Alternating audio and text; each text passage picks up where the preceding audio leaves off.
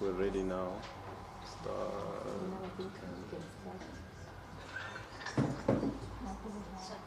Start. Good evening, ladies and gentlemen. Welcome to the FAB Research Club launch. I'd like to thank you all for making the time to come out and hear about this fantastic initiative.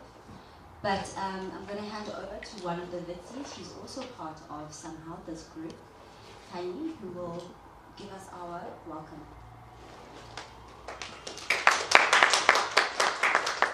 Good afternoon, everyone. My name is Tani Silepojela, and I am a Vitsi alumni. Well, fact, but we are under the same umbrella now. I also studied here, and I welcome you to this great occasion.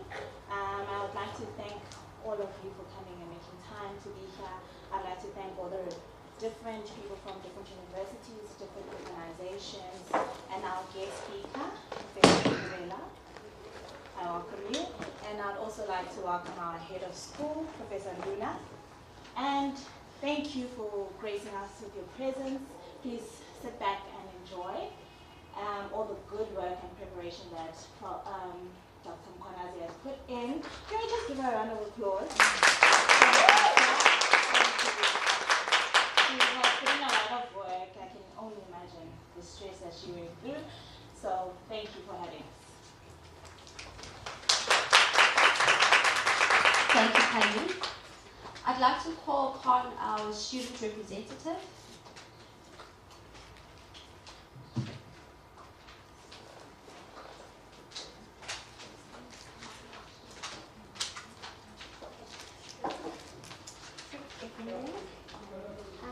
My name is Pendra Halaki. I'm the academic officer of the school council. From the school council, we'd like to thank Ms. Mkhwanazi for inviting us today. I'll be speaking on behalf of the council as the council members couldn't make it today. So we'd like to thank the school as a whole and Prof. Mkhwanazi for starting this initiative, as we find it very necessary. And we'd like to support and accept it for 5 reasons, right? The first thing that we find it that it targets the right audience, right? As most undergraduate students tend to be dismissed when coming to skills development, especially because we thought of as young and we don't know yet, we don't have our foot in the academic space yet, which tends to have consequences when you get to postgraduate, because then you don't have the skills, we have no idea what's going on, right? And it is done by the right people. We'd like to thank all the women in academia who started this. We'd like to thank Prof. Mkhwanazi. We'd like to thank Prof for thinking and setting an example for Black young women in academia to start this initiative and to say, we're here for you and we can make this happen, right? And we like to think that it is important for us as undergraduates as well in academia, especially young Black women, to get mentoring, right? Because mentoring is important. It's the imparting of knowledge from people who've been there, who've done that. And this club does that. It aims to do that. And also, we like the idea that it's going to focus on local-based content, the content that professors themselves have done and conducted. The whole concept of decolonization, which is very important to the whole space of academia, especially to undergraduates, because we do this assignments, we do this, we find researchers that is out of Africa made, right? And it's hard to contextualize and to understand. And then it's very also important for us to get the skills on how we can do this our own. And for the fact that the content of the club, how it's structured, does that, it tackles that problem. It's very good for us as the council. I find it very good and very necessary. So on those bases, we'd like to say thank you for your initiative. Thank you for the school. Thank you for everybody who made this happen. It was necessary and it is the right time. Thank you.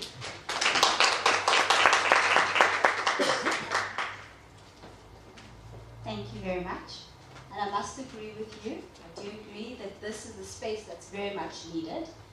As an undergrad, I also wasn't exposed to research until it was necessary for an honors. So I'm with you, and again, I'd also like to thank Dr. Mkhwanazi for a beautiful initiative. But this initiative is also one that has been endorsed by our school. So next I'd like to call upon our head of school, Professor Mzigazi Nduna, who is an NRF Y-rated scientist, an associate professor in the Department of Psychology, and a head of the School of Human and Community Development. Professor Nduna has 23 years working experience as an educator, facilitator, trainer, a lecturer, researcher, and manager. She has co-authored 53 peer-reviewed journal articles and has guest edited 3 special issues, 2 of these in international publications and 1 in a local journal. She has published 4 book chapters, a book review, and edited a book on children in South African families. According to Google Scholar Citation Index, Professor Nduna has an H index of 24. For those who aren't sure what that means, it's very good. All I know is that once it's in the double figures, it means that she's active in her research. And 4,113 citations as of August 2018. And a citation means every time somebody else has referred to her research within their own. 4,113, that is, wow. Professor Nduna is active in the civic society and is a member of the Gender-Based Violence Protection Network for the Horn, East and Southern Africa, South African National AIDS Council within the research sector, and the National Shelter Movement for Abused Women. She is a research partner with AIDS Foundation of South Africa and Accountability International. She also coordinates a network of academics from 10 universities in Southern Africa who conduct research on sexual orientation and gender identity. I'm sure we are all feeling very proud that we are led by such an Nduna. I call upon Professor Mzigazi Nduna.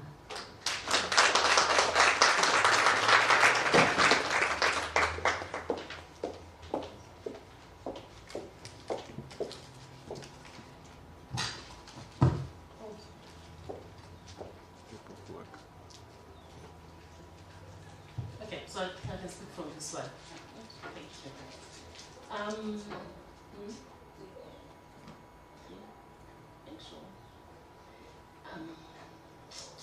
I speak from a slide all the time. That's me.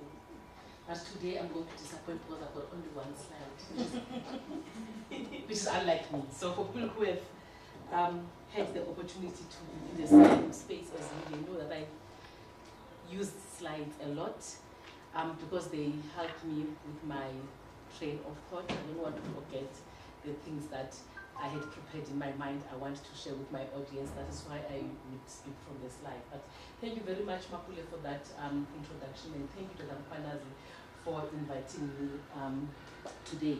So in fact, it does look like I hit my mic. So I wanted to abandon my mic because I thought I was going to be stationed here. So I was hoping that I would speak after Dr. Mkhwanazi has introduced the FAB Club, so that I, as the program says, I've been asked to endorse the club. So I want to endorse something I can see, right? So I wanted to see them, meet them, and then make a decision if I want to endorse them. But I guess I can't do that because I've been asked to speak before they are introduced to us. And so I'm very happy to be here, and I'm very happy to have been asked to endorse the FAB Club because it belongs to an initiative that I'm already part of. I am part of the VETSI. I was introduced to the VETSI in 2010 by Dr. Kiski, who could not be here with us today. And since I joined VETSI, I can safely say from where I am, it has contributed a lot in terms of my career projection at VETS. and I have been a member of FAB. At the time I was a lecturer, so I think it's important today that I talk about that a bit. So I was a lecturer at the time when I joined FAB. I graduated my PhD in the team Kani. I got promoted to senior lecturership in the team Tobeka. I got promoted to associate professor in this team. So this team has made me who I am. And so I am very proud to be associated with VETSI as the team. I do not think that I would be where I am today as the head of school if I wasn't a member of the VETSI. Interestingly, when the opportunity arose for the faculty to recruit a head of school, a few people spoke to me about applying for this position. And I did not want to apply for the position. And VETSI was the reason I did not want to apply for the position. It was because I didn't want, honestly speaking, genuinely so, I didn't want to share the love that I had for VETSI. I was so jealous of the love that I had for the team that I did not imagine myself sharing this love with everybody else in the school, which now I have to do. I've been doing for the past 2 years, and I still have 3 more years to do that in the school, and then I go back and I'm fully theirs. So why did I agree to endorse the FAB Academic Research Club? Well, I agreed because I think it is very important for us at this point in time to have these clubs. We might think that we are many years post-1994, and 1994 brought a lot of beautiful things for all of us. I mean, the main thing are the civil rights. Then we were all able to vote, and everything else that was associated with the apartheid policies was destroyed. But in reality, the struggles that women face still continue beyond the freedoms that we saw with the advent of democracy in 1994.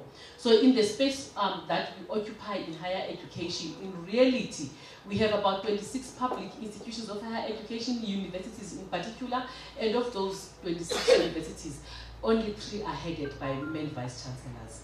So that says a lot in terms of the position of women in the higher education space. That is not because there is a shortage of educated women. If you look at the higher education landscape, there are more females enrolled at undergraduate studies than males in this country. But as you grow in the academy, you find that, I'm going to use the word, we lose women in academy. There's fewer and fewer women. There's fewer women who go to postgraduate. So once we start with the bulk of women at undergraduate, few of them get to honors, masters, PhDs, postdocs, and even fewer consider a career in science or in academia. So I think because of that, it's important that we have clubs like the FAB Club. So thank you so much, Dr. Kwanazi, for this. And if women stay, the few who stay face peculiar challenges. And I usually think that I am not the right person to speak, not because I am not a female-bodied person, and not because I am not a woman, as in terms of the way that the society has gendered my female-bodied person, but because to some extent I have not conformed to some of the norms that the society expects women to conform to, and I get dismissed by my society. So, I mean, I look like I come from that society. So that society dismisses me as, it's because she's too educated, that's why she doesn't have a husband. It's because she's too educated, that's why she doesn't have a child. It's because she's too educated, that's why. So all the things that people expect of a woman, I have not done. And it is because my society thinks she has paid a lot of attention on books, and that women should not do that. So it becomes a disincentive in our society to pay a lot of attention to your studies, because then if you do that, then you get to receive messages early on that you need to stop now. You've got an honors, you are highly educated, because otherwise men are going to run away from you. Then if you have an honors, they're not going to marry you. You're going to scare them away. So for you to not scare prospective husband, you should, tone down a bit in terms of your professional aspirations, and especially in terms of your scientific aspirations. So that is something that I have experienced, and of course I dismissed it back. But I do not think that's the template that we need to create for women. I think women should be free to do what they would like to do. They should be free to have children if they want to, or not have children if they do not want to. They should be free to get married if they want to, or not get married if they do not want to. But it should not be a situation where to be a successful scientist, you have to put that aside, because otherwise it is very difficult for you to be a successful scientist with a husband and children. And I get, people asking me, so how do you balance your career, your life at home, and your roles as a head of school and as a scientist, and still be able to publish all of this? And I also try to imagine if I had babies at some point in my life, I would not be where I am today.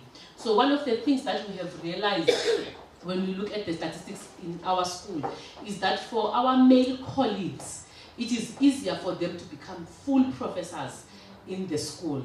But it is also easier for them to become full professors earlier in terms of the age. So they are younger male professors. But for women to become a full professor, it's very rare to find a woman who's a full professor and they are younger than 50, for example. Because in between, you have to make decisions to take a maternity leave. And even though we now have provisions for parental leave, for example, it is still not the same because of the physiological differences between men and women. So if you are a female-bodied person and you decide to have a child, it's not the same as if you are a male-bodied person and you decide to have a child. A male-bodied person who decides to have a child, from the day they lay the sperm, it's completely different from a woman from the day the sperm is received in their body. If you know what I'm talking about. So if you have been pregnant, you will know, right? That for you, it requires visits to the clinic. He doesn't need to. He can come if he's nice. For you, if it requires that you go and do the actual, delivery, the childbirth, he can come if he wants to support that and he wants to be the man in partners type of a man. For you, it requires that you make a decision to breastfeed, and for how long you breastfeed, and for how long you can be away from home. For him, he can be on a parental leave here at VET, but he can still attend the conference that he had always hoped to attend. But it's very difficult for women. If it comes and your baby is 1 week old, you miss the conference. And sometimes you find that these are very important conferences, they do not come often, and so the opportunity that you miss could have been a life-changing opportunity for you. For a man, even if you are on parental leave, there's a number of things that you can do if you are a man and you are on parental leave. You can sit on a computer the whole day when you are on parental leave as a man and write your article. Try to do that if you are a woman and you are nursing a 1-month-old baby. So it's completely different even with the provisions that we make. So over and above, what we now feel is provision at a level that is equitable for men and women. What are we doing as universities? That is what I find missing. Because for me, gender equality is not about providing sameness for men and women. It's about making sure that we provide an enabling environment for women. And an enabling environment for women will be different in terms of how we think about it from how we think about an enabling environment for men. Men already carry with them the respect, if I may use that word. They already carry with them we hold them at high regard just because they are men. They have not opened their mouths to say anything. Before they say anything at a meeting, when they raise their hand, we already think that he's going to come with a solution to this problem. And when a woman raises their hand, we think, oh my God, I wonder what are they going to complain about? So these are the ways in which we interact with each other as gendered persons because of their gender roles. And that has resulted in the picture that we see in higher education. So that is why, for me, a club like this is needed in higher education. So quickly, before I came here, I thought about who is in this space that I also occupy. So in this space, this is me, for example, the head of department in the School of Human and Community Development. If you are from VET, you will be familiar with the faculty. The faculty has 5 schools. The School of Human and Community Development is part of these 5 schools. And my colleagues are 4 men. Professor Mucha, Social Sciences, Brett, Arts, then Language, Felix, Education. They are all men. And my dean is Professor Roxana Osman. She, again, is the only woman amongst 5 deans in the university. All the deans in this university, except for Roxana, are men. So it cannot be easier for Ruxana because the only person who reports to Ruxana who is a female is this one. Everybody else who reports to Ruxana is a male. I do not think they make it easy for her. And that is why for me clubs like this are important, not for our own progression, but also to support the people that are in management, because it's very important for us to support them. Not only she has 4 men who report to her, but she also has 4 other deans that if she wants to discuss something, if she wants to say this is a very important gender policy, she must say that to Imran and Martin and Ian and Ibrahim.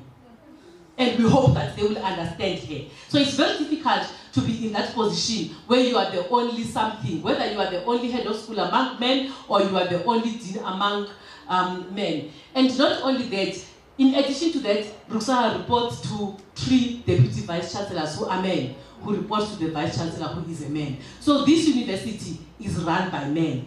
Ruxana and myself are the only women in senior management in this university. It is not right. It cannot be right. We need to think differently about the role of women. We need to think differently about how we are creating an enabling environment for women in this university, but also generally in the higher education space, so that we do not see a situation where the top executives are men, the deans are men in a particular faculty. For example, the Faculty of Humanities, everybody else is a man, but one female bodied person who is a woman. So I think for me it has been a painful realization to realize the position that Ruxana and myself are in terms of advancing women's rights in this institution.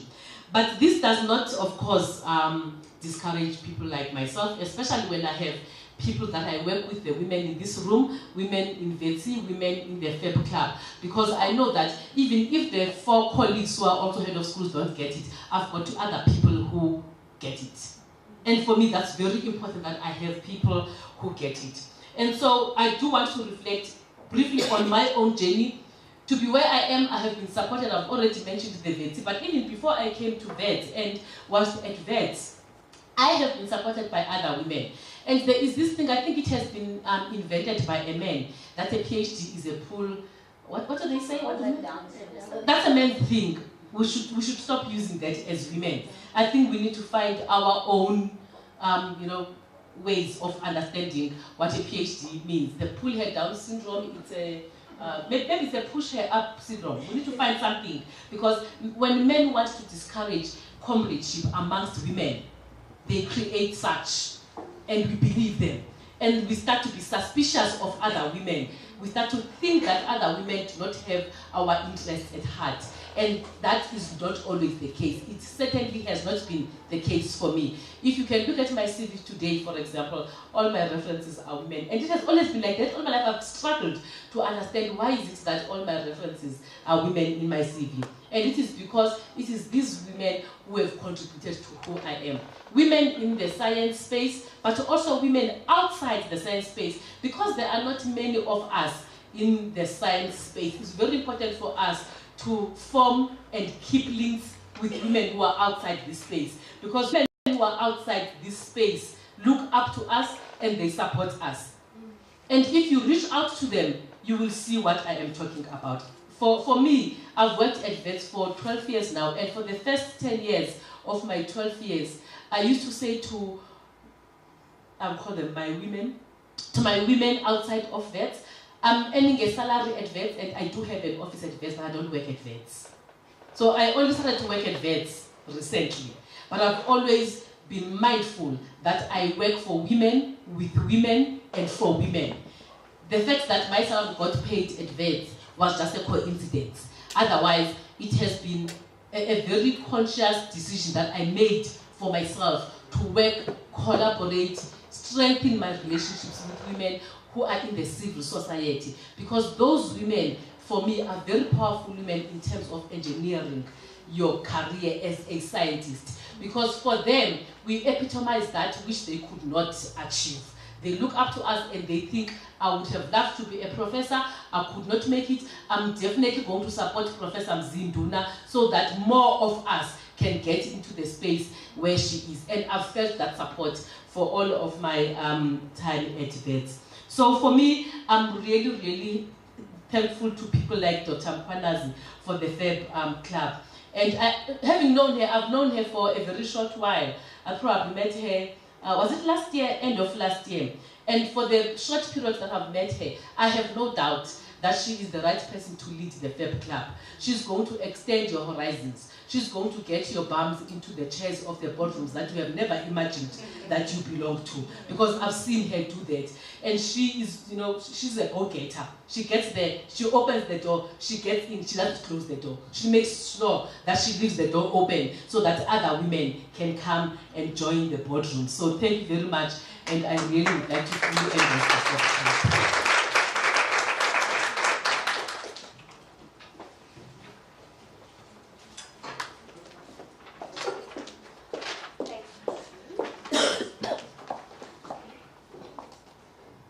Thank you, Professor Duna.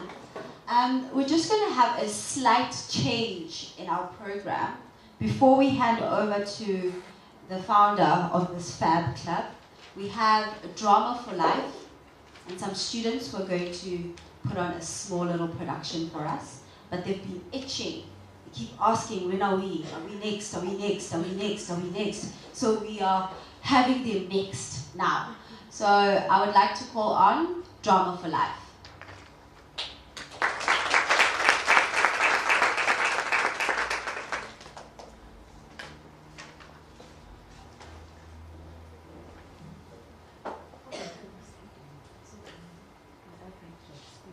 There is a school beside the road. Everyone goes to liberty. There is a school beside the road. Everyone goes to liberty. There is a school beside the road. Everyone goes to liberty. There is a school beside the road. Everyone goes to liberty.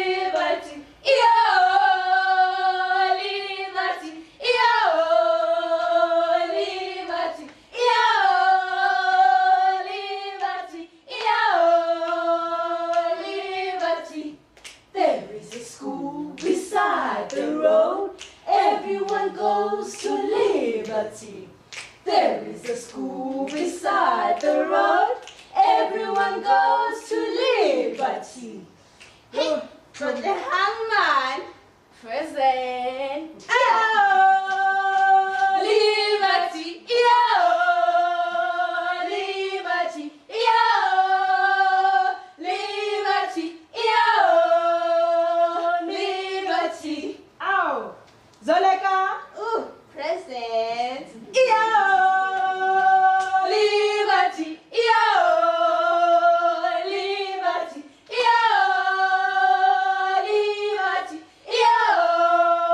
liberty. Roviwa, present. Liberty, liberty, don't show me I'm tired. No, I'm tired. Let's try it. What's again? Yeah, you're right. Hey, master to king. King to queen. Hey, king to master. Master to queen. Queen to king. King to master. Master to king. King to queen. Queen to master. Master to king. King to queen. Master. Hey, master.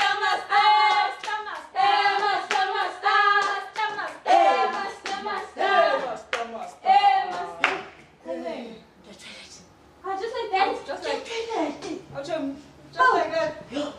Sure. Okay. Okay, let's try another game. All right. I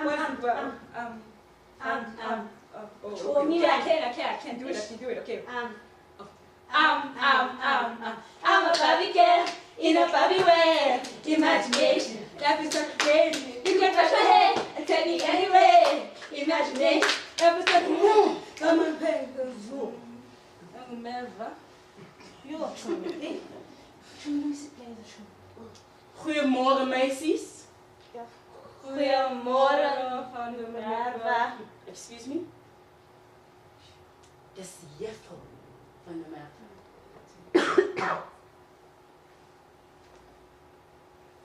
Girl.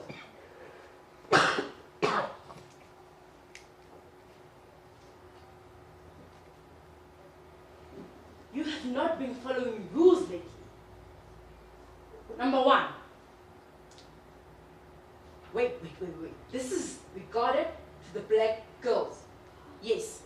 All the swart Macy's, near. Thy rompies is the core. From now on, it shall be 4 fingers below the knee.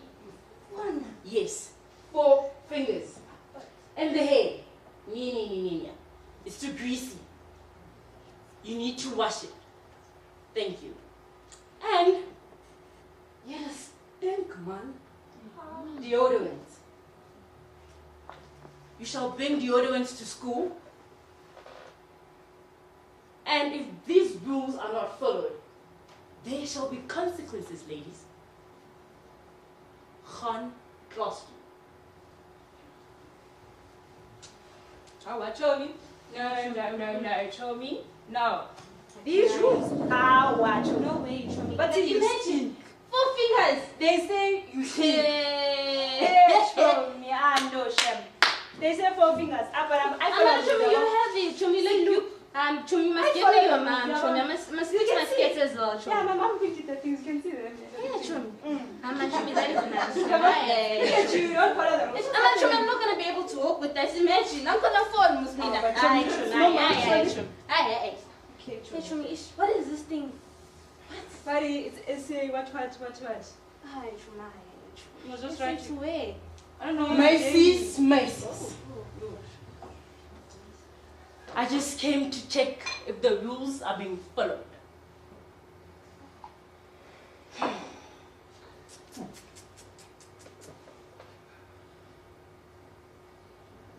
That skirt is too short.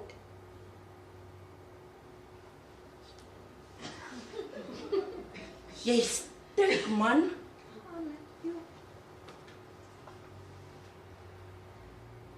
Greasy.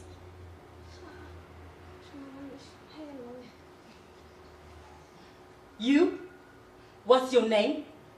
Rovuyo Muvango. Oh, I cannot even pronounce that. From now on, you shall be Ro. And you? What's your name? Zolega Matibani, ma'am. What's it called? Zolega. Oh, nee. You shall be Zoe.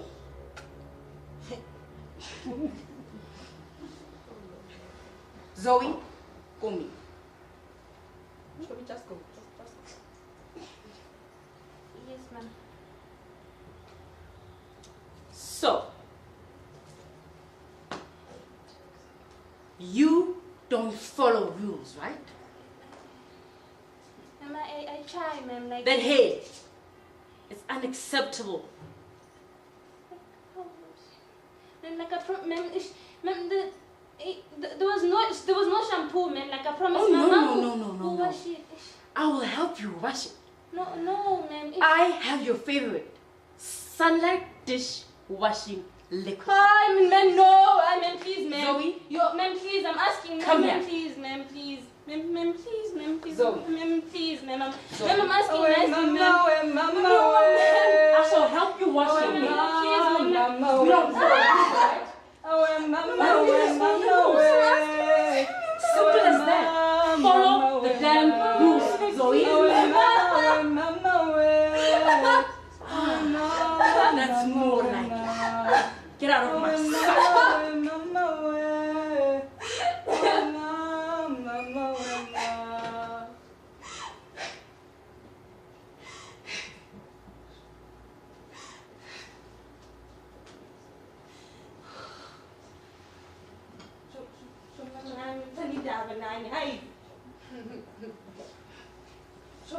Show me, hey. Show me just tell me what happened. Show me, hey, man. Hey, show me, come and do business. Show me, hey. Come and hey. Okay. Okay, show me, jelly, show me, come on, man. Yo, show me. Sunlight liquid, show. Sunlight liquid, show me. Yeah, Sunlight liquid. That thing they wash with cars, eh? And they wash your hair. 30 things, show me, 30 dishes, show me. Just like that. My mom will be like, show me, I had a pen. Penny. Show me, oh, I'm dead. Relax. It's dry, Chom. It's breaking. It's breaking. Hi, Chom. Yo, sorry.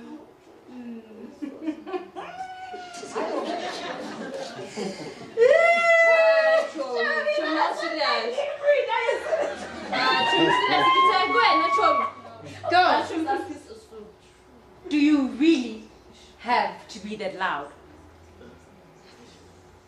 And what is this foreign language that I'm hearing? Remember, this is an Afrikaans and English school. No foreign languages. Are your essays done?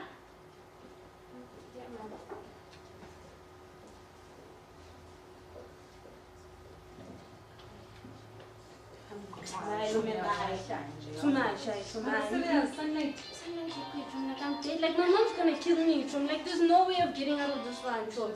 Hi, no way, Chom. Imagine. Hi, Chom. Imagine. What am I gonna do, Chom? Like something must be done here. Like this is bad. Something must be done. Yeah. But I don't know. I'm back. Hey, Batu. Toilet break. Toilet break. All this time. Hey. Hey, hello. She missed the whole thing. You missed the whole thing. We're not you don't tell us there's an inspection, you just go. Because she knows she has threats, yeah. She knows she has threats, so she has to just now shut real quick. I'll shut. I didn't know. Show me, imagine they wash my hair. Show me, they washed her hair with sunlight liquid. Sunlight liquid, Chom. Of all things, like she could have maybe head and shoulders. Yeah, that's not nice. Okay, if you say so. But something must be done here. Yeah, no, you can't live like this in the school. No way. No, Chom. No, But can't. why? Because vele abaringisa Erasmus. Okay, maybe we can tell our parents. Then they speak to the principal. Chom, who's parents? You don't even come to meetings, but Who's that, Chom? Yeah, leave those people out, Chom. They won't do anything, Chom. Think about something else, Chom. No. Okay. What, man? Okay, maybe a petition. Petition? Yeah. Like a petition. What is a petition? It's okay. Okay. So it's basically a paper. Yes. Yeah? And then we'll have all the rules. Nah, that's for only us black girls. Nah. And then we get all the other girls from grade 11, grade 12, grade 8, grade 9. Then we sign that paper. Mobilizing, Chom. Yeah, exactly. Protesting, Chom. Striking, Chom. Chom. Yes, Chom. We're striking. That is the one, Chom. Yes, Vision like this. No strike. yes. Chom, what's wrong? No, Chom, the strike is happening. Yeah, that's it's happening. Tomorrow, yes. Think about it, man. We can even have it tomorrow during the matrix 40 days. Yes, Yeah. Chom. Chom, relax. Chom, it's fine. Relax. It's fine. Stress, tense, man. Tense. Calm down. Calm down. It's gonna be fine. Okay, You know what, next tomorrow, we even, now, lunchtime. let's mobilize. We mobilize the girls. Grade 8, grade 9, grade 10. We just Go call to grade 8 during bedtime, ne? Then we'll call everyone else, ne? and then do the things. Some men. Let's go. Hi, ladies. Hi guys. Grade 8. Now You you guys are are grade 8. Now I'm just going just to show face. Please come here for a few seconds. I'm I'm just something very serious. Are you guys grade 9? Grade 9, yes, please come. Just a few seconds of your life. Thank you. Yes. Cool. Yeah. Ayihlala phansi bamba umthetho. Ayihlala phansi bamba umthetho. Ayihlala phansi bamba umthetho. Ayihlala phansi bamba umthetho. Ladies, these rules can't be here anymore. I mean, look what happened to Uzoe. They washed her hair. Zoleka's hair. They wash her hair with sunlight liquid. liquid. Huh? I mean, imagine what else they can do to us black girls. I mean, they tell you when you must lengthen your skirt. Why? Because you're so curvaceous. Of course you're curvaceous. Yeah, like that. It has to be that way. Surely. I mean, this protest must happen tomorrow. In fact, during the matrix 40 days. Nah? Yes. Yes, it has to happen. Tomorrow. Once. Yo, when you different like your tab. Your tab fail. But I'll be there because I mean they're my friends and it's just about getting right.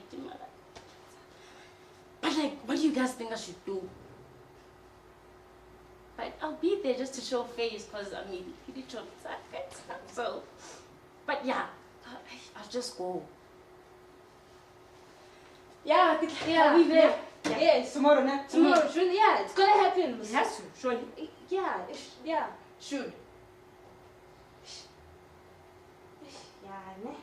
What am I getting myself into? A strike! Ah, you. Hey guys, imagine if I get expelled. No, my mom's gonna kill me. Like, I won't be able to even get my matric. No, this thing must end. No, it must end.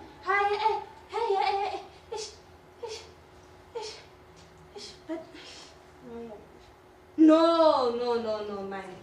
These people, imagine the audacity to wash my hair with sunlight liquid. Sunlight liquid by easy way. No, this thing must happen because it must end. This thing that they're doing is not right, man. No, they must feel us. Yes, this thing must happen. Yes, show me boo. Yes, you know? Yes. Okay. Definitely. You know, I'm all for rules. I'm all for education. You know, get your knowledge. But one thing I'm not for are these rules here at the school. I mean, washing someone's hair with sunlight liquid soap. Why? Why should that even happen? I mean, what else can happen if other young girls come into the school? Huh? Washing your hair with sunlight liquid soap. This protest is going to happen. No other way. Nah.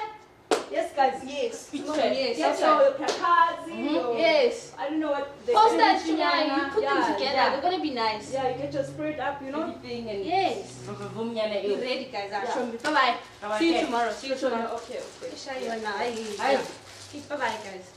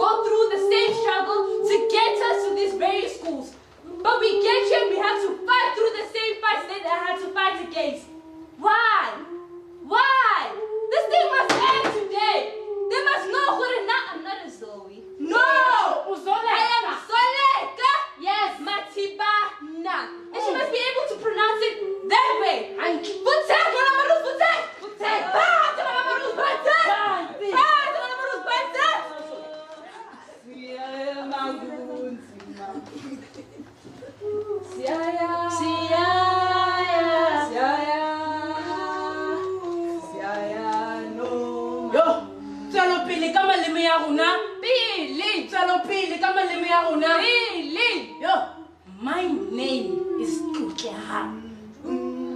Do you know what that means? Ke mohlakwana wa pholo ya disema mailang wa thela. Motho yeo a reng a tla go thea meriti. Motho wa nako le mosito. Motho ya sa diriseng wa thana sa mo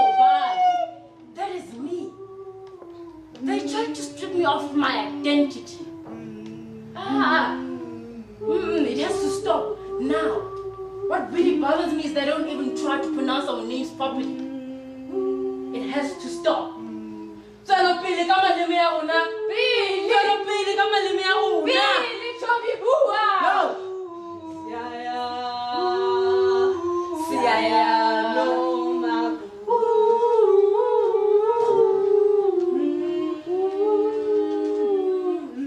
Away with these rules, away. Away. Away with these rules, away. Away. These rules cannot be here at the school anymore. I mean, they tell you you can't embrace your afro. They tell you you can't embrace your dreads or your braids. Why? Who does it offend? They tell you these spaces are supposed to be a safe space. Safe for who? Instead, you have your dignity being stripped off, washing your hair with sunlight liquid. This is supposed to be a safe space. A space where your identity is cultivated and nurtured. But is it really doing that? No, of course not. You are told to act a certain way, to be altered and conditioned to be something else that you're not. When you are left, when you leave these school grounds and go to university or work, what identity are you left with? Siaya, siaya, siaya no magunzima.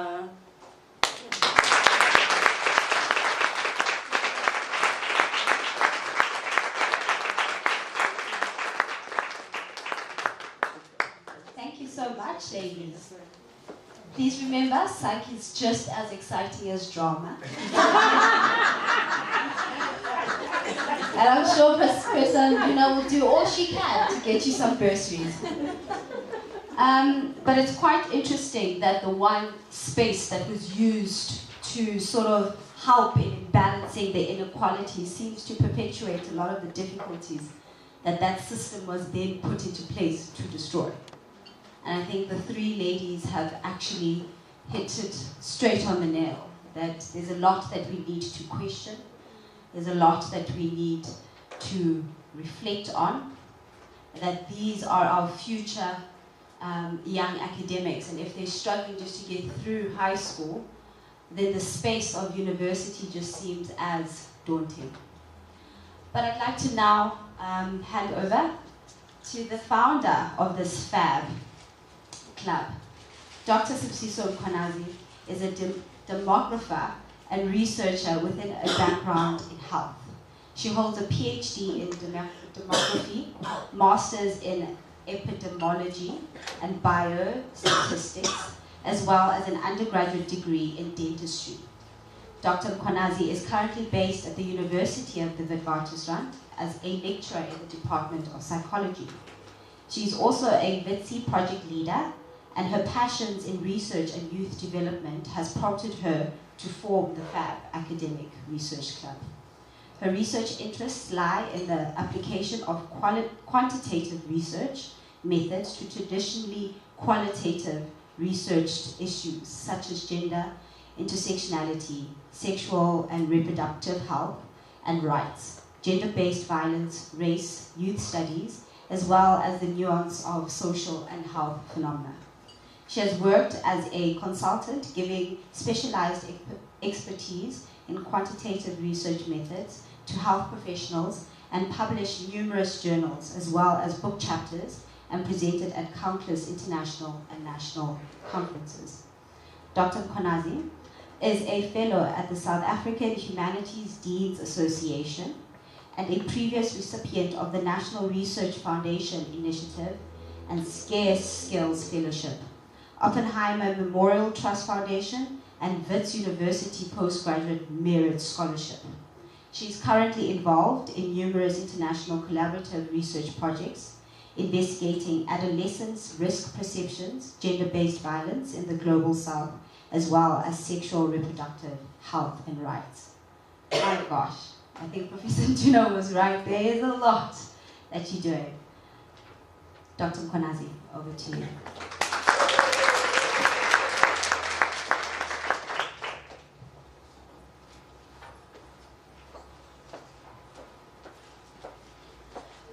Good evening, ladies and gentlemen.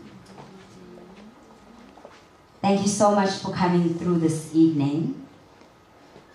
I regard it an incredible honor for you all to share this launch of this baby of mine, this incredible initiative, the FAB Academic Research Club.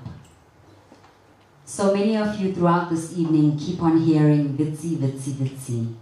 What is Vitsi? The Women Intellectuals Transforming Scholarship in Education is a research group which was established largely to ensure the development of young academics from disadvantaged backgrounds in research. The VITSI's research group has intentionally included postgraduate students, mainly from disadvantaged backgrounds, in the process of writing journal articles, book chapters, and encouraging their active participation in research conferences and workshops across the globe. To this end, the research group has propelled the academic and professional trajectories of alumni who were in the research group before, as well as current members, through exposing them to international and national platforms to showcase their research as well as develop their research skills further and adequately. It is on this foundation of success that the research group has realized the value and importance of familiarizing students in higher education with reading research articles, learning the principles of academic English and other styles of writing, as well as the application of qualitative and quantitative research methods. So the FAB Academic Research Club was geared at the School of Human and Community Development second year students that are attending the RDA Research Methods course. The positioning of this FAB initiative at undergraduate level is very intentional, as it is hoped that an earlier introduction of students to the research processes through a non-intimidating and non-violent approach will increase levels of comfort in the academy, increase interest and overall performance in their studies, as well as stir up a desire to progress to postgraduate studies.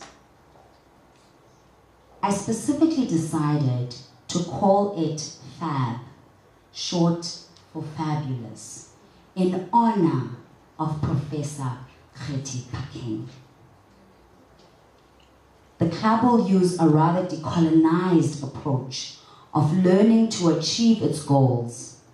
Specifically, Kacheni Ndlovu states that decolonial education was originally proposed to affirm the African personality and is African in its philosophy to avoid alienation of African students from their culture, language, and context. He states that it is important to not only decolonize as a political process, but also ensure that we decolonize knowledge, epistemology, and the transfer of knowledge. This research development course focuses on this third element, where we aim to decolonize the transfer of research skills. It is therefore hoped that through this initiative, the FAB Academic Research Club will become a home to hone in, grow, and nurture research talent. So now that I'm now giving you a background to VITSI as well as to the FAB Academic Research Club, and I'd now like to introduce the participants of the club. So as I call out their names and say a little bit about them, they're going to please come to the front so that we all can see them. I hope they're here. Okay. Forgive me for pronunciation, guys. The first person we have, correct me please if I'm wrong, is Mamukhobo Majakapitsa Natasha. Yes. She's doing a Bachelor of Arts, has psychology as a major. She is from Limpopo at Sekukune land. Sekukune, okay. And the reason why she volunteered to the FAB Club is I am curious and believe in uncovering untold stories, knowledge and perceptions of people who don't have a say and being part of the generation of the country's future leaders. I believe this program will help me to better my skills, to modify the practicalities and biases of research, and mostly just to encourage young Black intellectuals in research. Ladies and gentlemen, Mamukhobo Majakapitsa. We also have Mandisa Sikudla.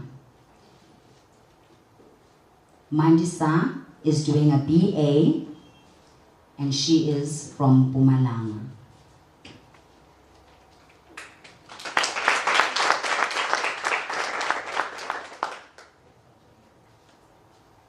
And the reason why she joined FAB is I was intrigued by the presentation. I gave all the second years a presentation before I flighted the advert.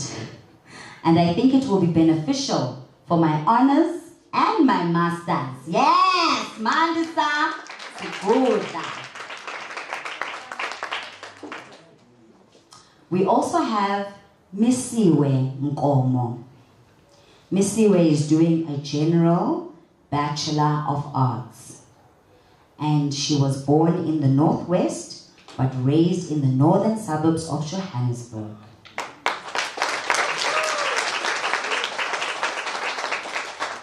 The reason why Misiwe has joined the club is all my courses and the world revolve around research of some sort. So knowing how to engage with research critically, but in a way that I am also able to express my opinions in an academic manner will be a great skill to obtain. I also think that the sooner one is able to interpret and engage with research, the easier it will become for them to be involved and aware of the environment around them. Misiwe Nkomo, ladies and gentlemen. We also have Kamokhelo Makololo. Makololo. Stunning. Kamokhelo is doing a Bachelor of Arts, a General Bachelor of Arts, and she is from Protea Glen in Soweto. And the reason why Kamokhelo has joined the club is research is a path towards knowing and education. It is a part of building knowledge, aids in understanding various issues, and a means to find opportunities. It encourages someone to love to read, write, analyze, and share valuable information. Furthermore, it pulls one into wanting to take action and bring about awareness of certain issues. And it is a fun and encouraging journey to want to embark upon. Again, I really enjoyed Sibusiso's presentation and wanted to know more about her motivating work. Ladies and gentlemen, Kamokhelo Makololo. We also have Nobile Nhlego. Nobile had indicated that he might not be present today, which I see he is not. And Nobile is doing a Bachelor of Arts majoring in psychology and politics. He is from Swaziland. He was born in Swaziland, but he currently lives in Johannesburg. And the reason why he joined FAB, I volunteered to FAB because I think the research discipline should be a reflection of our diverse community, and it's important, as in any industry, for there to be different and nuanced perspectives so as to change the way research is approached and conducted. I am also a young Black woman, so it's exciting to imagine that there could be more Black women in an industry I had never thought was a viable career option for me. Nobile is a female, ladies and gentlemen. And finally, with us today, we also have Kagiso Sibuthuma. Kagiso. Yes. Kagiso is doing a BA General. She is from Hammanskraal in Pretoria. And she says, I volunteered for FAB Research Club because as an undergraduate student, I want to understand and know how to balance collaborative and individual work. It is an opportunity to understand published works better. This opportunity will help me determine my area of interest in terms of a career, because exposure and research helps a person to know and explore career fields, and lastly, there is a possibility of getting mentorship. Ladies and gentlemen, Kagiso Sibuthuma. We have one final participant as well, who wasn't able to give any details, but her name is Mbali Kunene. Is Mbali here with us today? Hi Mbali. Can you come through, Mbali, and tell us a bit about yourself?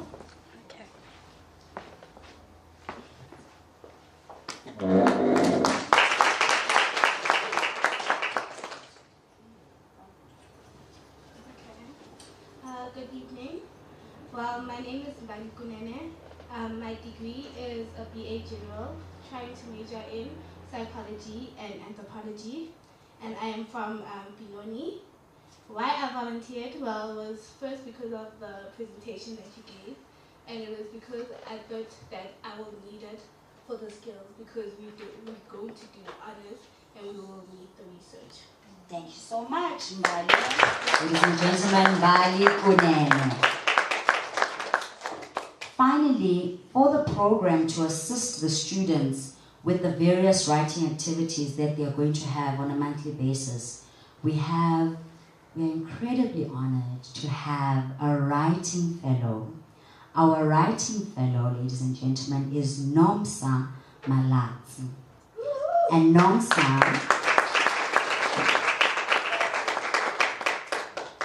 is doing a master's in educational psychology. She already has a BA in psychology, a postgraduate certificate in education, and an honors in educational psychology. She is from Vilakazi Street, Orlando West in Soweto.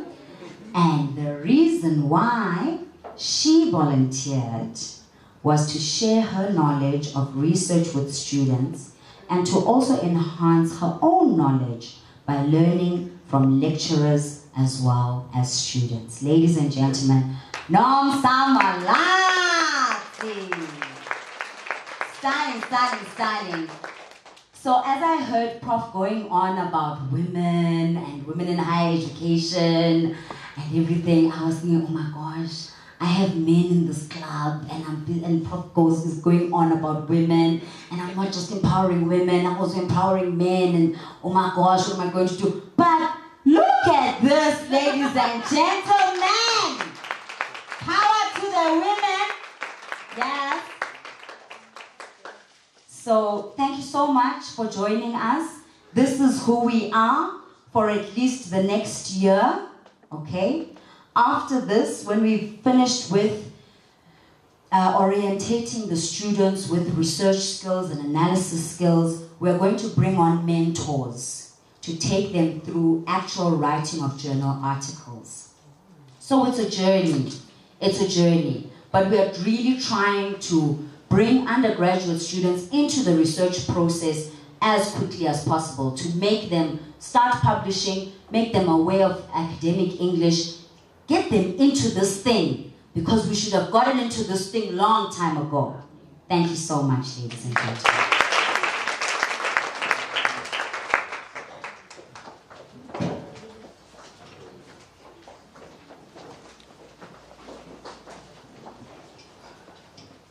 And they're so articulate already around research. Can postgrads do it? We're piloting, let's pilot. But I'm so excited to see so many of our undergrads volunteering for research, because usually in undergrads they only do research if it's linked to a 3 mark at the end of the year to help the master's students and the PhD students to connect their data. So to see young academics going into that space, wanting to learn about that space, is very inspiring, because a lot of us stumbled into these spaces because we only met the likes of Professor Nduna in our post-grad years. So the symbol of what I could possibly be, I only saw that at honors. And it is so great to see that the young generation is starting to see that at undergrad and knowing that this is a field that is open to all colors and all sizes and all stripes. Which then leads me to our keynote speaker. And I must say, when I was reading the bio, it kind of clicked. All the other times that I've come across this name, all the other times where I've heard this name on radio back in the day, when she was doing little podcasts, and here she is. Professor Lulama Makubela. Her professional career spans more than 35 years of teaching and practice, consulting and community engagement. Her illustrious career includes the appointment at Tshwane University of Technology as Deputy Vice Chancellor in Postgraduate Studies, Research and Innovation. That was the years of 2013 to 2016. The Development Bank of Southern Africa between 2007 and 2009, to initiate and drive the thought leadership function as head of intellectual capital after reconfiguring the research portfolio. Before that, she had a stint at the University of the Witwatersrand as Director of Transformation, Director of Research at the National Development Agency between 2003 and 2006, Manager in Research and Information at the National Research Foundation between 2001 and 2003, Director of Research and Knowledge Management at the then South African Management Development Institution, renamed the Public Administration, Leadership and Management Academy, and now called the National School of Government between 2000 and 2001. She was an academic staff member at Zululand, Walter Sisulu, and Western Cape Universities between the years of 1987 and 2000. Her formative professional life included working at the Star newspaper and in an NGO, Read, Educate and Develop organization, as high schools library advisor and community reading program coordinator in the late 1980s. Her transformational leadership skills resulted in her being appointed as the president of the Academic Staff Association at UWC, chair of the South African National Committee of CODATA, I don't know, and the chair of the Human Resource Committee and executive committee member of the Central University of Technology Council. She served in several boards, including the Telkom Foundation, Book Development Council of South Africa, National Library of South Africa, Centre of the Book, a Cancer Association of South Africa, volunteer and a member of numerous national and international committees, as community development and overseeing corporate governance and matters. Professor Lulama Makubela, it is an honor. Over to you.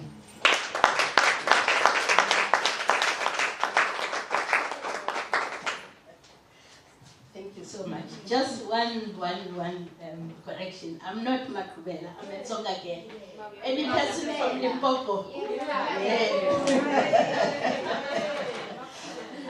It's quite frankly deja vu for me to be here.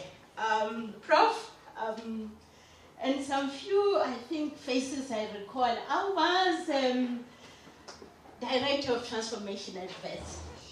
okay? And you'll understand what that means back in the day.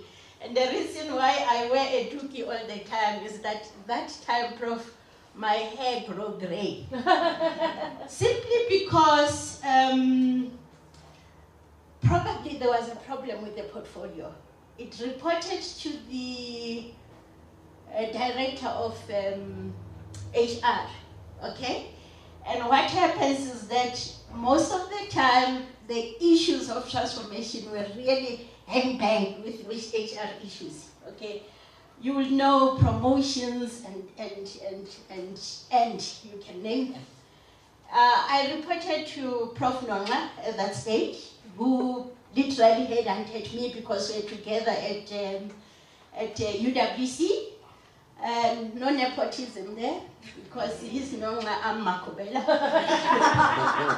Yeah, and I said, Prof, issues of transformation cannot, I'm still repeat, and I will repeat that whoever holds that position, it can never report to HR. Because at the heart of transformation is actually issues that speaks to that.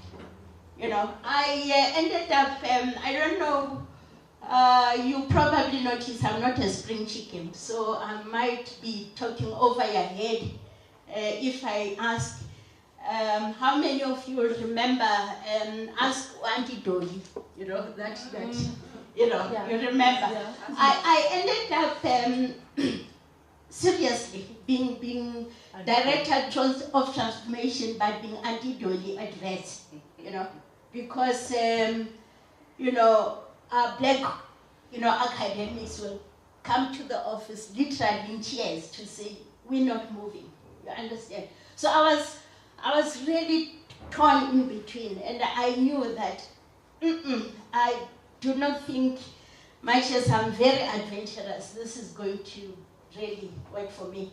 So in less than a year, I went to Prof. I said, with due apologies, I think I've got a higher calling somewhere. And I had to leave. Okay. So I'm struck by how similar things are and how the pace of transformation is actually in our institutions of higher learning. I was sitting with a poll, and most of you would, and most of you probably were engaged. The fees must fall, you know, campaign. And, you know, as a concerned South African, you sit and listen, and you sit and you try and analyze, and you sit and try and read between the lines what's going on here, you know. This is not my topic. It's just that I just feel back at home, and I feel welcomed. And Prof, I am going to take a leaf at your last statement about the 3 magic words, because that's precisely how I decided to profess this is it evening now. The magic letters, PhD. Okay, I'm not going to the other PhD of the pull head down syndrome, but I just want to, you know, to literally phrase my little engagement, because I switch off after 5 lately. You know, once you're over 60, yes, once you're over 60, you switch off after 5. Okay. And that's not a joke, I can see you laughing. I decided, Dr. Mkwanasi, to really address this, the 3 magic letters, PhD. Stats has it. Our then Minister of Science and Technology, then who's now Minister of Education, put a bar, okay, and say by I think 2030, we should have produced 5,000 PhDs. Okay, and the question is, how do you get there? And I'm asking this because for me, it's a matter that's so close to my heart. I've been on this side of the fence as a DVC responsible with this portfolio, and I've seen how students are literally suffocated, strangled. I can be dramatic, I did drama, so when you see me going crescendo, like, I really admire the young ladies here.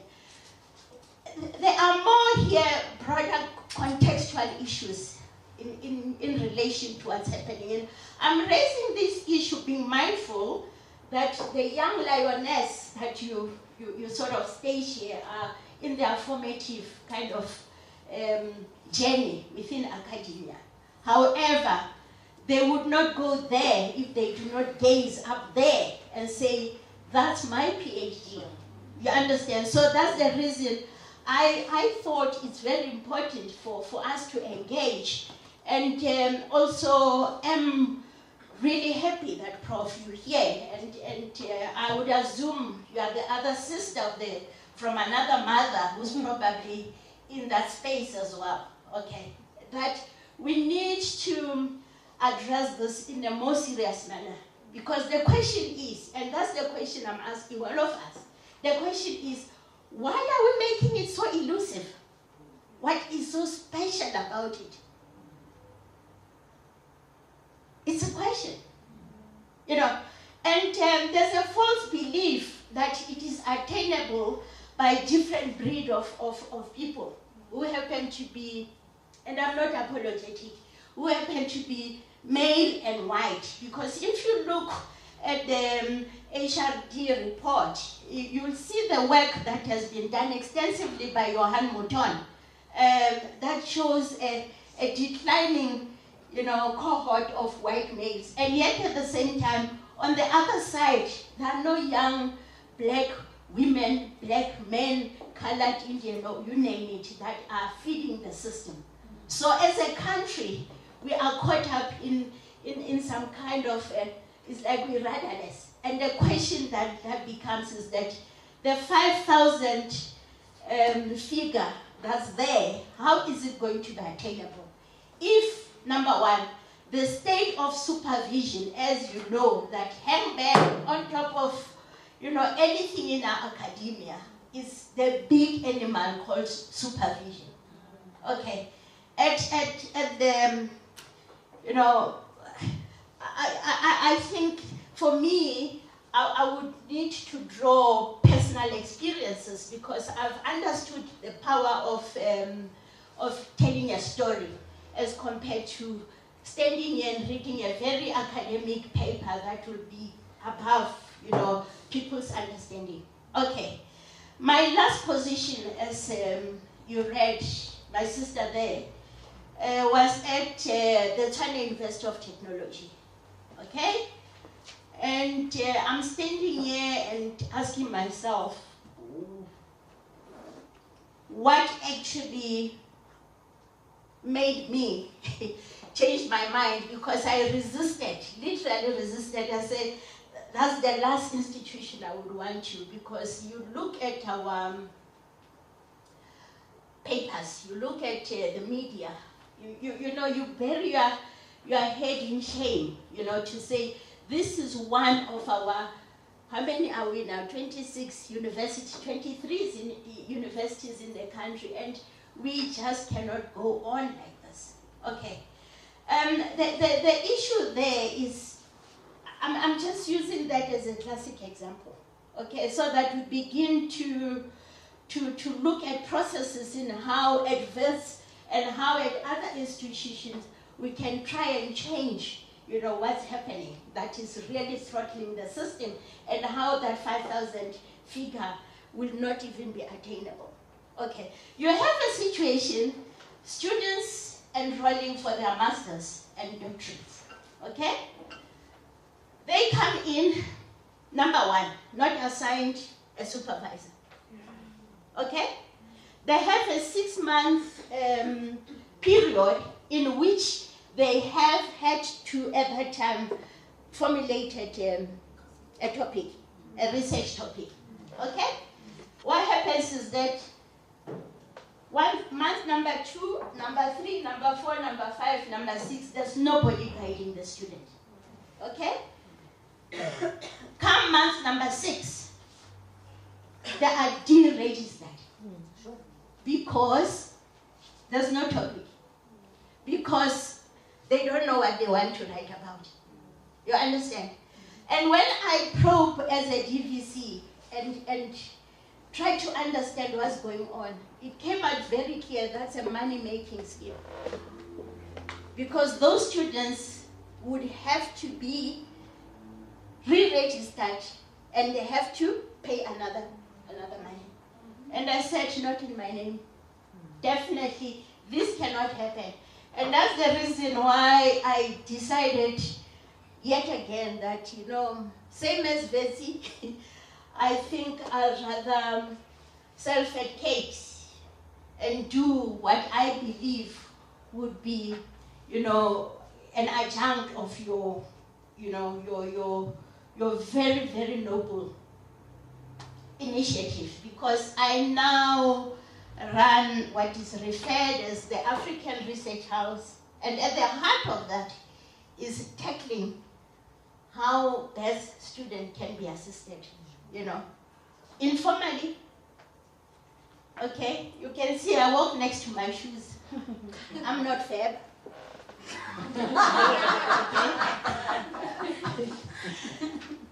Simply, my sister, I think we have a responsibility, and I'm pointing to you, and I'm pointing to you. We have a responsibility to build this country.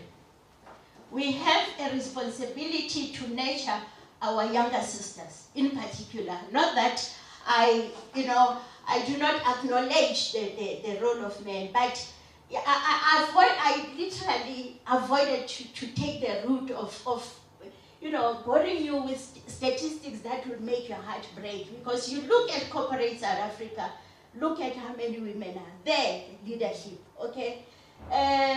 You look, I mean, you had a classic example, Prof, because when Ruxana, when I was here, I actually assisted her via the Carnegie Corporation program to really climb that ladder. And my heart is breaking to see she's still the only one there, okay, within the transformation office advance, okay?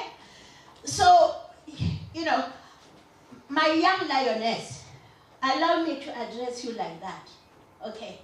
We have a country to build. The country that we need to build does not belong to any red beret. It doesn't belong to blue t-shirts. It doesn't belong to black, gold, and yellow. It is a country that we need to safeguard, because South Africa is endowed with, you know, richness, not only of its resources, natural resources, but the richness that's sitting right here. I mean, looking at you, you know, on your master's journey, that's going to that PhD, those 3 letter words. Remember, okay? That it is our responsibility to look at how process variables and social demographic factors interact in terms of, you know, assisting the student experiences in our respective universities, okay? And addressing a very skewed HE system that we have. Our higher education is very, very skewed, you know. And I've seen that because I said, sitting on the other side of the fence now, come recruitment, you have passed at VETS. There's a sister who has passed at University of Venda. Okay? And you know what happens. I don't want even to go there. You understand? Because the system is so skewed that, you know, there is this thing, you know, and it allows in itself this class system within the broader system of our higher education, including ourselves, because when we go out there, it's like, I mean, I'm busy, okay? You understand? As compared to someone who grew up in the rural Venda, who, for whatever reasons, end up at that university, for whatever reasons, end up marrying there, okay? And for whatever reasons, end up working there. And therefore, the world becomes even narrow and narrow, okay? We are well citizens. I would hope and want to see a whole range of you, representing us in the UN. I can see you there. Sure. Believe it. Okay. And your smile says it all, to say we have arrived. Okay. My brother, I see you carrying these young ladies with you to say, come along, guys, I'll protect you. No bully, is going to understand. Okay. And coming to the point again, it's the significance of FAB, of launching this incredible, platform, because not only do I look at it as mentorship in its broader form, but I look at it in a manner in which it's like, you know what, you and me are sisters in the journey in academia. Me and you and my brother, together, we are going to really make it, because I said earlier on, there's nothing elusive about attaining a PhD. Okay, I mean, look at me, there's nothing special about me. Okay, my flat nose, nothing special about it. Okay, my height, nothing special about it. You understand? And therefore, when we sometimes find ourselves docked, in institutions such as this, because I have experienced that, I said earlier on, here at VET, where black students are made not to matter. It's like, I had contestation of supervisors and students coming to my office, to say, as director of transformation, help us, deal with this issue. And you sit and try and listen. How do you give feedback to students in order for them to improve? When you say, go fix this, what is it that needs to be fixed? If you yourself has not, pointed out to say, this is how it ought to be written, this is how in which you can improve, this is how you can read this article, contextualize it within your own way so that it can help you. You understand? Okay, so I'm a Toastmaster. The one thing that I've been drilled is that whenever you speak for anything more than 15 minutes, people get bored. Okay? So I'll try and wrap up. Okay? And being over 60, I need to go to bed early as well. So I want to leave you with a few nuggets, my young lioness, and that you are so privileged to have the likes of Dr. Mkwanazi of Prof. Nduna. Okay? I wish I could have known your name and your name, but that will come later. I recognize the roles that you are playing, respectively, and so many others that are seated here that I do not know. A few nuggets that I would want, particularly to the young lioness now, is that she raised it. I'm happy, Prof, you did, to say, please, can we shy away from this PhD syndrome? Can we please, because it's very cattish, and regrettably, it's associated with us as women, to say, yes, only one FAB lady, therefore, all the other ladies that should be FAB, sorry, can't, you understand? You see it, of course, playing itself in boardrooms, to say when you are the only executive and when they appoint somebody else, it's like, no, it's me, the queen bee kind of syndrome as well. Okay, so you promised me, young lioness, that your responsibility is that when that sister fails next to you, it's your responsibility as well. You promised me.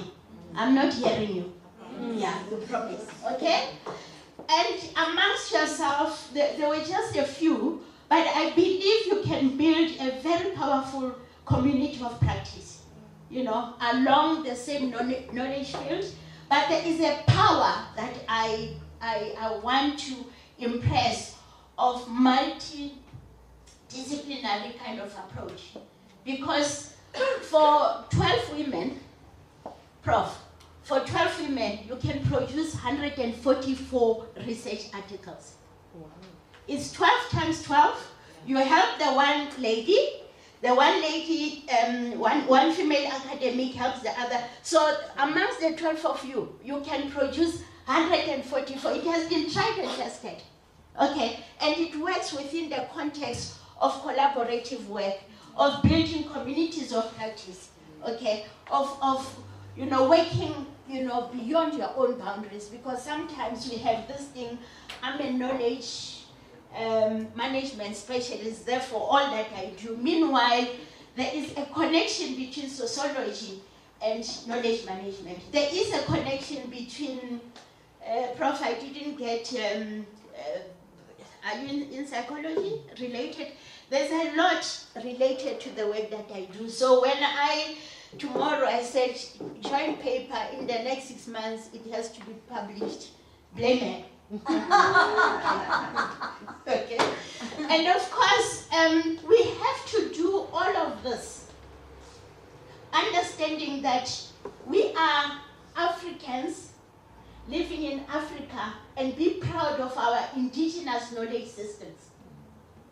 Because that notion of the West and IKS and rubbishing IKS and whatever, it's not helping. It's not helpful at all, okay? So what we need to understand is that it speaks of relevance.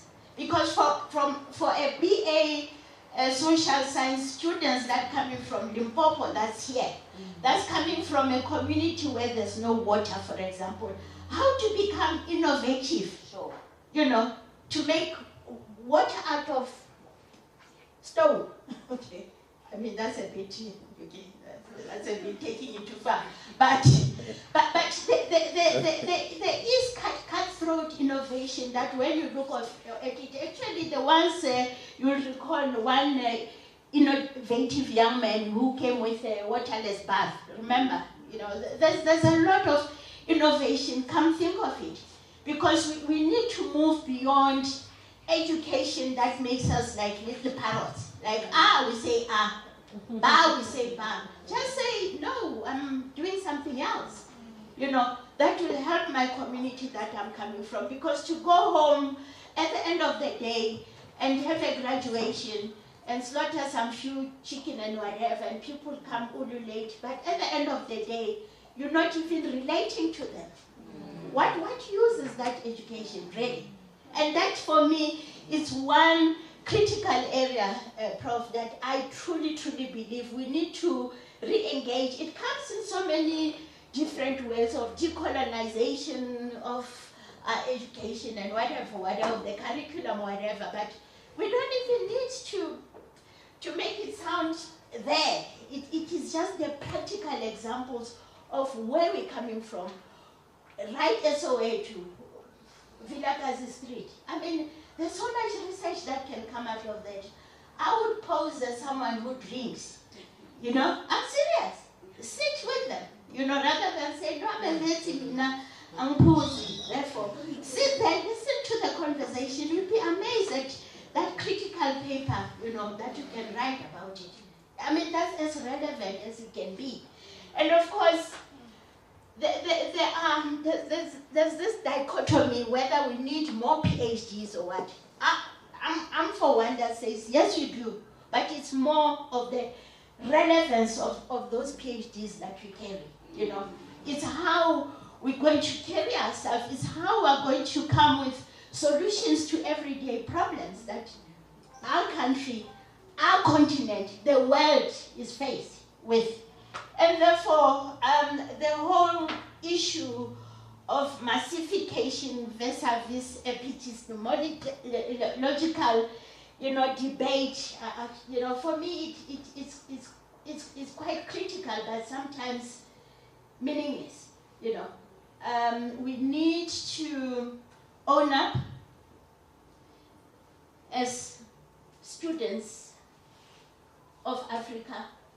We need to appropriate this space, but at the same time, contribute to the world out there. Dr. Mkwanazi, I truly, truly honor you. I truly, truly, truly respect you, because there's so much I can learn from you as well. And I wish you all the luck. I wish you courage. I wish you strength, because that which you have started 20 years from now, 20 years from now, you look back and say, wow, the journey that has been. This is the beginning of journey. Let it begin. Okay? May I look around and see the faces that I like, not that the ones that I do not like. Okay? And for a reason, if you give me a nice smile, I can pick you. Let me see. See, you have a very nice one. Okay? And I am spotting you as well. There's another one, even though I can't see because there's no light there. The three ladies, may you please contact me and come for additional tuition at the African Research House. Yes. The house offers, it's a guest house and serious academic work happening. So you'll come Friday, you'll check out on Monday. I did tell you that, smile at me, you know.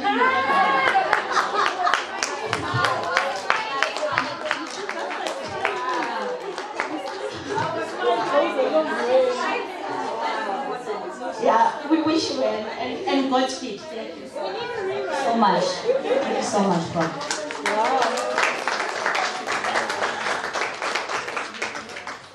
Prof, I'd like to point out a few PhD candidates who are also smiling now,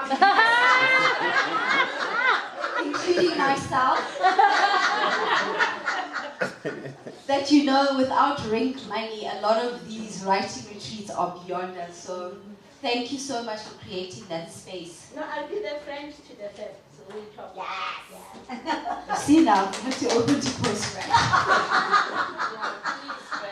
But also thank you for opening the path that allowed for the likes of a Professor Nduna to get to a University of the Witwatersrand, who then opens up those spaces for a Dr. Mkhwanazi, who then opens up those spaces for a Mapule Mroge, future something.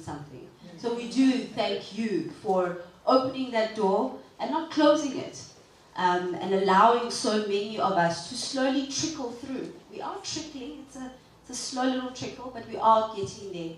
And currently, under the current leadership of Professor Nduna, by fire or by force, we shall get these PhDs.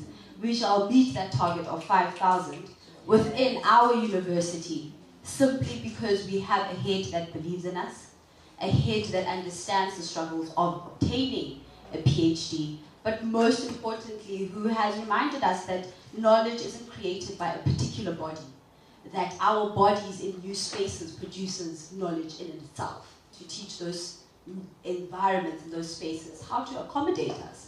Because we are history. We don't just appear. We come from something, and that in itself is knowledge. I'd like to call on our head of social work, Dr. Tobeka Nkomo, who is, as I said, the head of department of the social work at the university, and is also a WITSI project leader for the research team looking at sexual and reproductive health and rights, with a particular focus on young women within higher education context. Yeah. Dr. Nkomo.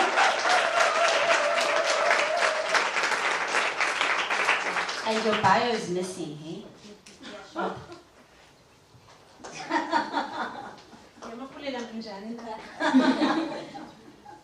All right, good evening, everyone. Lishoni lilanga, isikhathi sokuthi indlela enhle komunye nokomunye. Mine is the greatest of them all, a vote of thanks. Dr. Mkhwanazi, I'm humbled and honored to be given this task as a WITSI, a product of WITSI. Prof. Makubela, I'm from Eastern Cape, the former UNITRA, and then I was in Northwest, Potchefstroom, I was in Pretoria, then I'm in Wits. Yes. So it means the doors, they just open when you focus, as you have said. So I want to say thank you to Kanye Sile for welcoming us. Thank you, Kanye, for taking that time to say thank you to us, and thank you to the representative from the school for supporting or for the word of support. Thank you, Professor Nduna, for endorsing the fabulous. Thank you, Dr. Sbusiso, for having started the great initiative. Thank you to the FAB students.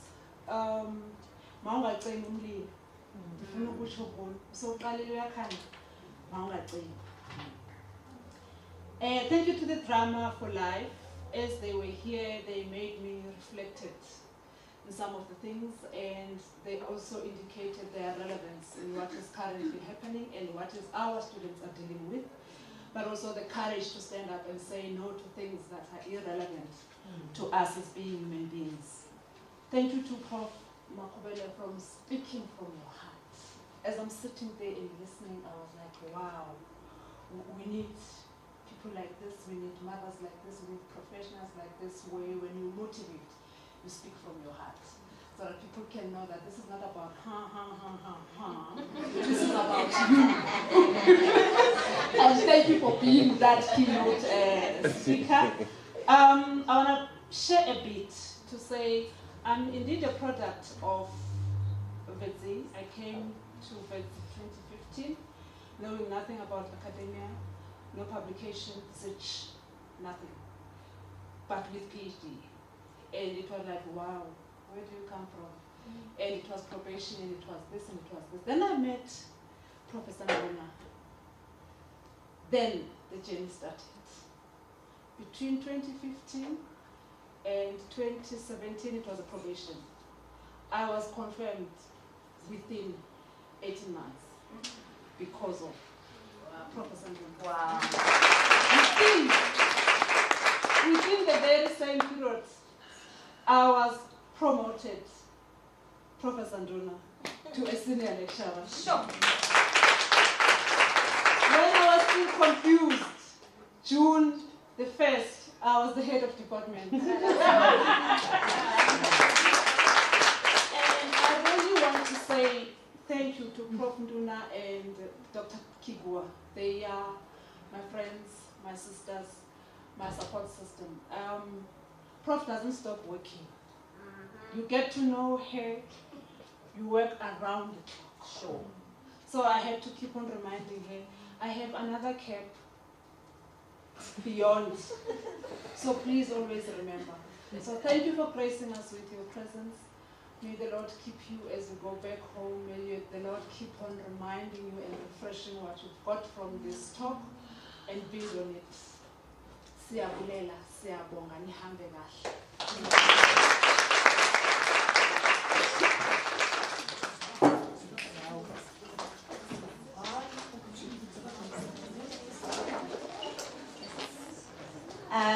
Thank you, ladies and gentlemen. As you are walking back out, there are fresh refreshments.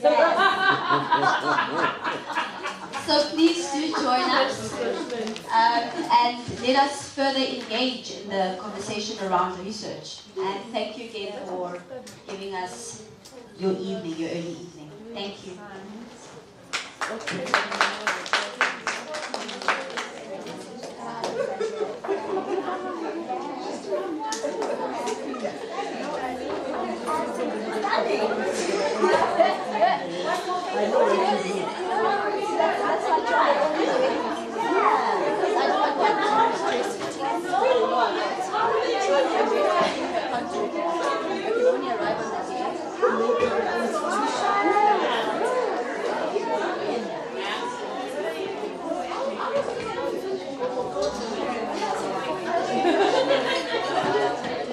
Prince Captain is what it says.